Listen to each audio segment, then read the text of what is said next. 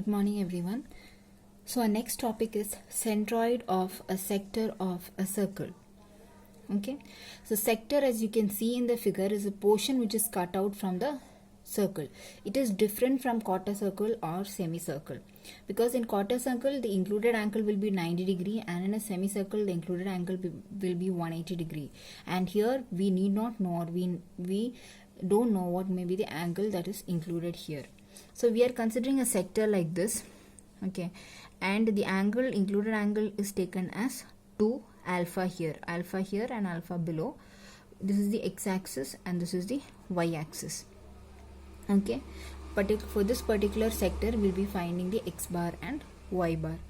Now same method, we need to consider a small elementary material or elementary segment, or consider a small element d theta making an angle theta with the horizontal.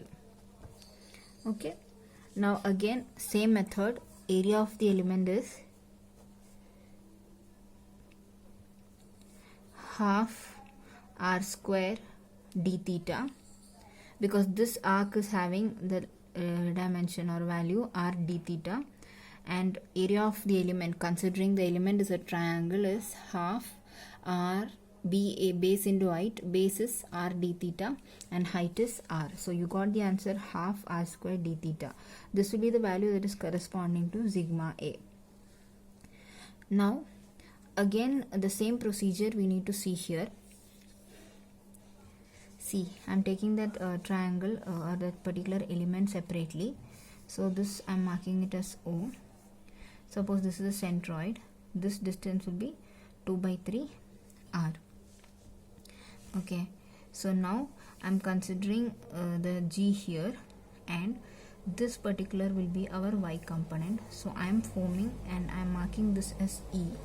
Okay, so I am forming a triangle there, that is O G E, joining this O, the centroid, and E. Okay, he is a point on x-axis. So now this angle is theta, neglecting that it may be theta plus some amount of d theta. We are neglecting because d theta is a very small value. Now theta, if I consider, this is 2 by 3 r again. So this will be 2 by 3 r sin theta.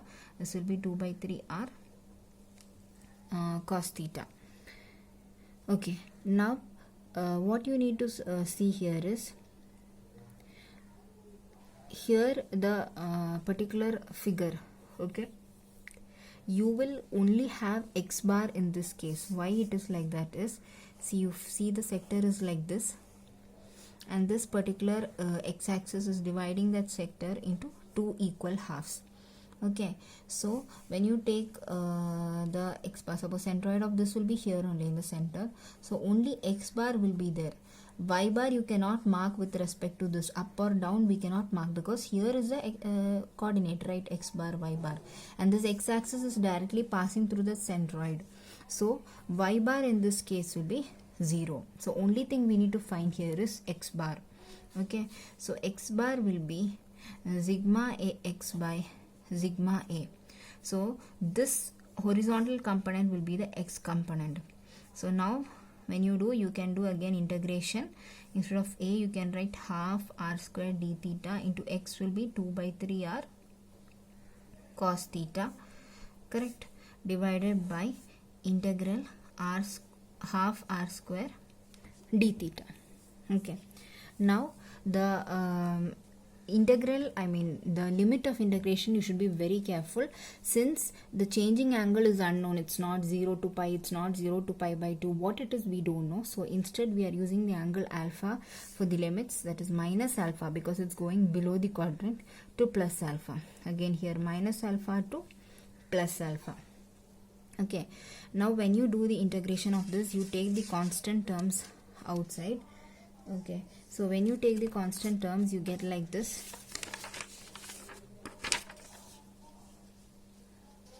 Okay, what you get when you take the constant terms outside, you will get 2 by 3 r into half r square minus alpha plus alpha cos theta d theta divided by half r square minus alpha plus alpha d theta. Okay, that is, you can cancel off half and you can cancel off r square, so your 2 by 3 r will be remaining there. Now what is the integral of cos theta? Integral of cos theta is sin theta. So sin theta you write and you can mark minus alpha plus alpha there. And what is the integral of d theta? Theta. Give the limits minus alpha plus alpha. So you get 2 by 3 r sin alpha minus sin of minus alpha divided by alpha minus minus alpha. Correct, you give upper limit minus the lower limit. I hope all you know that. That's why I am not telling it that detail. 2 by 3 r sin alpha. Now sin, if you take, it's an odd function. Odd function means, any odd function actually mean sin of minus alpha will be minus sin alpha only. So that is an odd function. Whereas cos is an even function, because cos of minus alpha will be cos alpha. Okay, this thing you should remember.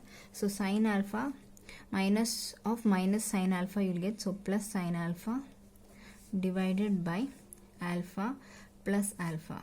So you get, the answer is 2 by 3 r into 2 sin alpha by 2 alpha. 2 and 2 gets cancelled, so you get 2 by 3 r sin alpha by alpha. Okay, 2 by 3 r sin, okay, it's not visible, so I can show you. You see, okay, 2 by 3 r sin alpha by alpha. So the final answer is this. So you got x bar is equal to 2 by 3 r sin alpha by alpha for a sector given as shown in the figure, and y bar will be 0, because in the figure the x-axis is passing through the centroid, and so it is symmetrical about centroid, so y bar will be 0. I hope the sector part is also clear. Thank you.